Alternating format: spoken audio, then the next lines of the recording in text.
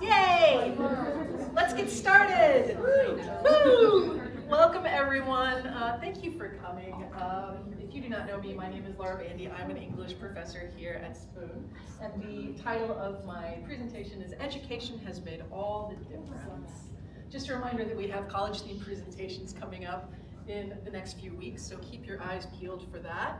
And I want to aggressively begin with a poem because you can't stop me, and I love poems.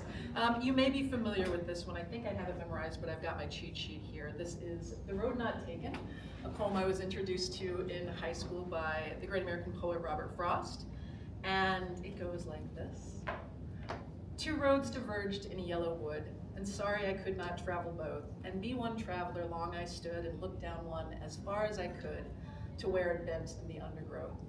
Then took the others just as fair, and having perhaps the better claim, because it was grassy and wanted wear, though as for that, the passing there had worn them really about the same. And both that morning equally lay in leaves no step had trodden black. Oh, I kept the first for another day, yet knowing how way leads on to way, I doubted if I should ever come back. I shall be telling this with a sigh, somewhere ages and ages hence. Two roads diverged in a wood, and I took the one less traveled by, and that has made all the difference. So whatever your that is, find it. The thing that makes all the difference for Robert Frost, who really popular American poet, also kind of a mean dude, like not nice to his family, but great poems. For him, The Road Less Traveled. Not a lot of people know that. He has like this reputation of being like a real nice, like gentleman farmer, but he was kind of mean dude. But anyway, his poems are great. For him, his thing that made all the difference was the road less traveled, not following the obvious path. And I like that, and I agree with that. Choose your own path, find your own road. For me, it's been education, particularly higher education, my college experience. It's made all the difference, and it started for me with books. I'm a huge book lover. I love them, I always have. I wish I could eat them so that I could just consume them, like those cakes that look like a book, but it's really a cake. But then if it was a book and a cake, then you could just I try not to read and drive, which is an addiction that I've been struggling with. I have a couple students who are really helping me with not reading books while I drive, which is very dangerous. When I was younger, I wanted to enter a convent so I could just read books all day, and I was not Catholic, but that seemed like a good way to live. Leave me alone. Let me read my books, for crying out loud.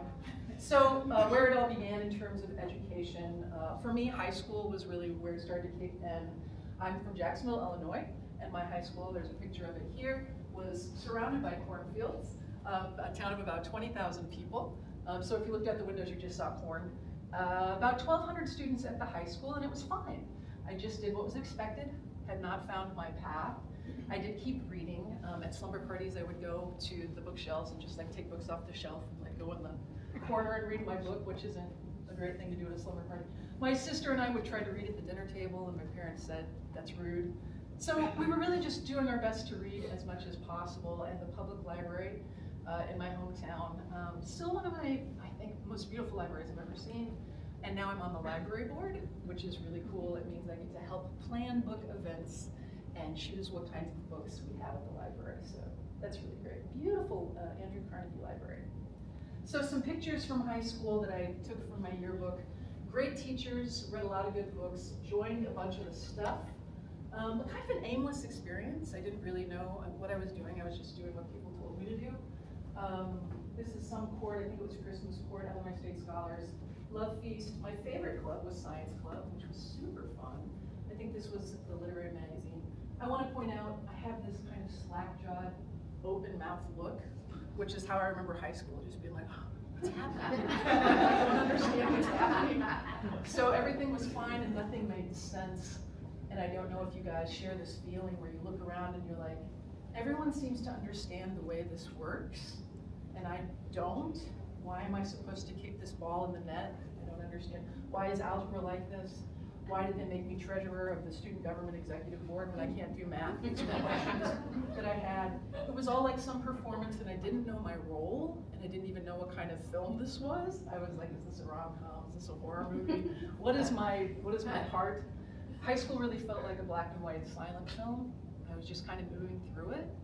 And then college was color. Just a couple more pictures I wanted to share. I was captain of the soccer team. We lost every game. Once again, I'm looking confused when everybody else looks like they're having a good time. I wanted to share this because a little Jacksonville claim to fame, our good friend, that's my twin sister and I, with our friend Chris Banks, who was the son of Kenny Norton, who broke Muhammad Ali's jaw. So a little bit of history there. And you may be familiar with this lovely human who had gorgeous hair then and now. Lisa Nichols Dennis, one of my best chums from high school. So those are some high school experience. Oh, and I wanted to point out, oops, like this is a bad skin color to have, and I just shared that because at that time we would pour baby oil on our skin and put on bathing suits and climb on the roof and just bake and stuff. Don't do that anymore. Don't do that at all. So I went to University of Illinois in Urbana-Champaign, which has about 25,000 students, might even be bigger now, bigger than my town. So I was very challenged by the size of the campus. This is the quad, which is the main sort of nucleus of the campus, and I just got lost a lot. I loved being there. I was excited to be there. Beautiful campus, but confusing, and I realized I didn't really have any rules in place. I was just doing what people, I mean, my parents had given me good values, but I didn't really have rules to live by, and I thought, I need to come up with some ways to move through the world for this new experience of college. So one of the things I decided was I was going to join a sorority. University of Illinois has, I think, the biggest Greek system in the country. At the time, there were over 100 sororities. So I joined one, and really the experience was just a lot of like people saying, you know, touch your knees and smile, and we're going to take a picture around some balloons. And that was basically what I remember. I had a really sweet pledge kid and some guy that we ditched soon after that. So I decided I was only going to date guys who were 6'8" or taller. This was a rule. And I don't know why. I think I'm just tall and I wanted to be small. So that was Steve, really nice guy. I dragged him around for a while, and I decided to get colored contacts. Again, this was just something I thought I'd try, and they were gray, but they looked silver and scary. And so all my pictures from that time, I have silver eyes. It was a time of great change and learning.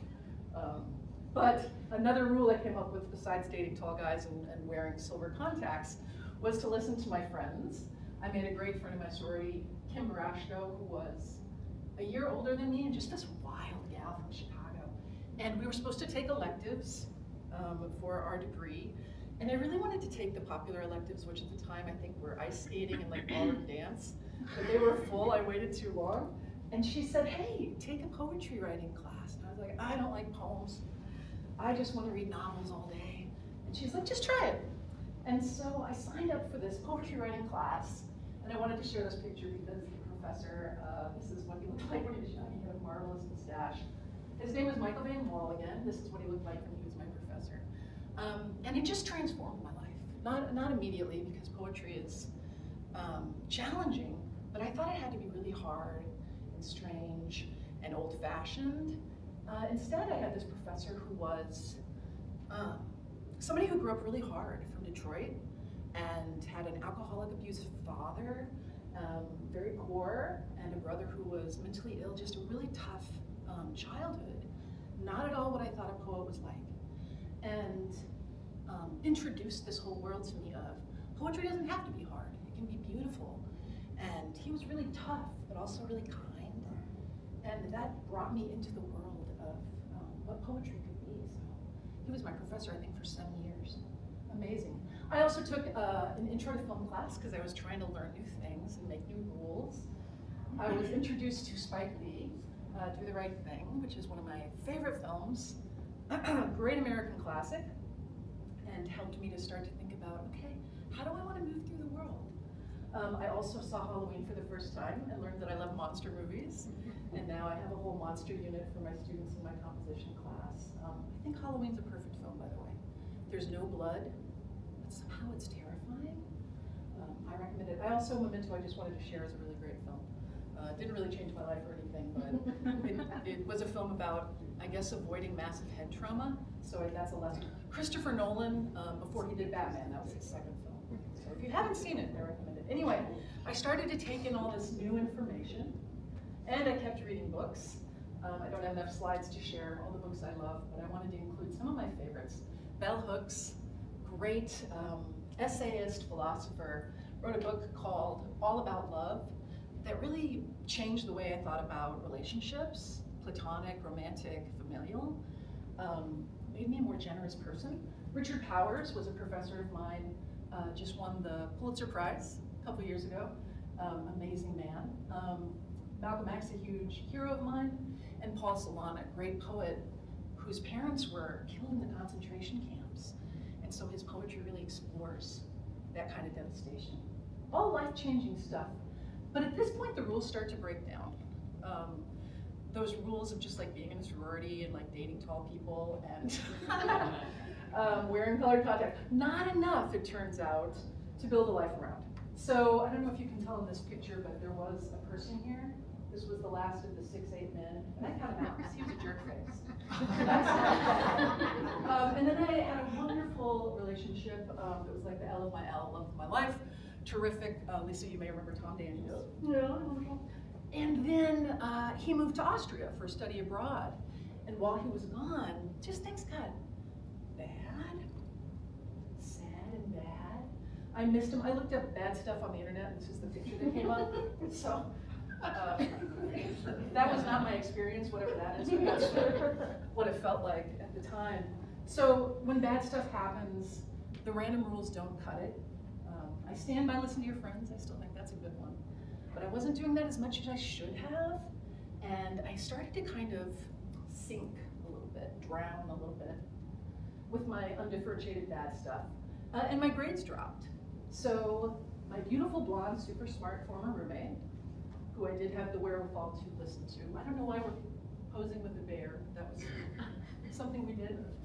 She said, okay, you need to go find an academic dean, which I had never done before. Keeping track of time here. He said my poetry grades were great, my other grades were not great. And he asked me an important question. He said, do you like it here in downstate Illinois? And I was like, I don't know. I've never been anywhere else. And he's like, how about Chicago? And I was like, how about Chicago? So he wrote me a letter of recommendation. This makes me want to cry a little bit. He didn't know me at all. Huh. So even though I was a mess, he allowed me to change my life. Go to Chicago. I can't even read the bottom part because it makes me too emotional. But he was a friend that I needed at the time and moved up to Chicago, transferred to this new school, which I loved, finished in a year and a half, straight A's, and then later got in touch with Dean Rader, and he said he was proud of me, which was really nice. So point being, when you're struggling, find the helpers, just like Mr. Rogers said. So I moved up to Chicago, managed a coffee shop, was a volunteer coordinator at the Poetry Center, and had the time of my life. And loved my education. Just a couple pictures at the time. This is my twin sister. Super happy she got married. I got into snowboarding. Those were some dudes. And neighborhood, beautiful neighborhood, Andersonville. Really cool Chicago neighborhood that I lived in for a few years. I wanted to share this. Here's my twin, Sarah. And this was the night that she got engaged. I've never made that face before, and I hope I never make that. But I was so happy for her. Really nice guy. Anyway, just to speed through it, because I realized I was loving college and loving learning and making all these new rules for myself and finding my way in the world, I thought more of this. So I moved back down from Chicago to Champaign, did my MFA, my Master of Fine Arts in Creative Writing with the Poetry Focus, got to work again with Professor Van Walligen, who is my hero, and also did a PhD program in Mississippi. 4 years of coursework, did not complete my dissertation. Don't have enough time to talk about that. That's a whole other story. But had a really great time. That's me by the goal. Some of my friends. I want to point out, you can't see this, but I did a study abroad in the UK. And you can do this. Financial aid will give you money to go to another country and study. It was life-changing. And a picture of me reading some poems, which was super fun. I don't have time to go through this whole slide, but I do want to point out education was the thing that made the difference for me. There was a time in this country when higher ed was moving towards being free for public universities, if you were an in-state resident. So in the late 60s and early 70s, in California and New York State, your tax dollar allowed you to go to college, any public college or university, for free. And this was the trend at the time. Just want to point out a little historical fact. Ronald Reagan was the governor of California. Ronald. And his advisor, Roger Freeman, who was also an advisor for President Nixon, said, free college would create a dangerous, educated proletariat. Meaning working class, meaning anybody with a job, meaning y'all. And he said, he and another advisor said that college students were a parasite feeding on the rest of society. And we needed to close off the parasitic option, okay? So at that point, late 60s, early 70s, the trend of the country was, let's make higher ed free for young people with our tax dollar, and boom, that went away. By the time Ronald Reagan was president in 1982, all of that had changed. They started charging tuition. That trend towards free higher ed, gone. Just to give you a sense of what it used to cost before things went nuts, after things moved away from the possibility of the free higher ed. In the 90s, when I went to school, I paid around $2,100 for my tuition. I think that'd be about $4,000 in today's dollars. University of Illinois today, 1 year, $18,000 to $23,000. That's just tuition, okay? That's before room and board. I just want to point out, there are people who don't want you to get your education. They don't want you to be a person with critical thinking skills who knows our history, and it's much easier to control a populace when they're not educated. So you gotta grab it by the throat. If you want it, you gotta take it, you gotta find a way. Whew, that makes me emotional. So I started to come up with new rules for life because I recognized the ones I had going weren't really working for me, but I never stopped my education, even when the bad stuff happened. Books, university, movies, work, relationships, travel, disappointments, and victories. I learned from all of it, right? And from what I learned, new rules emerged. I borrowed 3 from Laurie Anderson. I don't know if you all know her. Really cool musician, artist, if you're familiar with Lou Reed and the Velvet Underground. She was partnered with him for a long time. I love these rules. She says, 1, don't be afraid of anyone. Can you imagine living your life afraid of no one? And I was so scared for a long time. I think that was why it was hard for me to come up with kind of rules for living. I just kind of felt nervous about the world. To not be afraid, I think, is important. Number 2, get a really good bullshit detector. Not everybody has your best interests at heart, so it's good to be able to tell what people are on your side. And 3, be really, really tender. I mentioned to my professor, Professor Van Walligan, who was such a great combination of tough and kind. So if you can be, tough and take what the world is giving you, but also have a tender heart, I think that's important. And then my rules, borrowing from Spike Lee, who remains my favorite filmmaker, do the right thing. We know what the right thing is. Choose that, right? The right thing, unfortunately, is probably the hard thing. If it seems like a difficult decision, that's usually the right way to go. Find your own road less traveled, that thing that transforms your life. For me, it was poetry, writing it and reading it and teaching it. Get educated by any means necessary, books, school, etc. I think that higher ed can offer so many amazing doors opening in your future. Not just great job opportunities, but to be an educated person is a real gift, a way to move through the world. Have dreams and goals and go after them with all you've got. For me, I hoped to publish a book, and I did, yay. And finally, don't forget that you're made of star stuff. We're literally just made of stardust, which means that you're all sparkle stars. So don't forget that. There's my website if you want to look at my poetry. You are welcome to do so. And thank you so much for being here. I think I kept it under time, yay!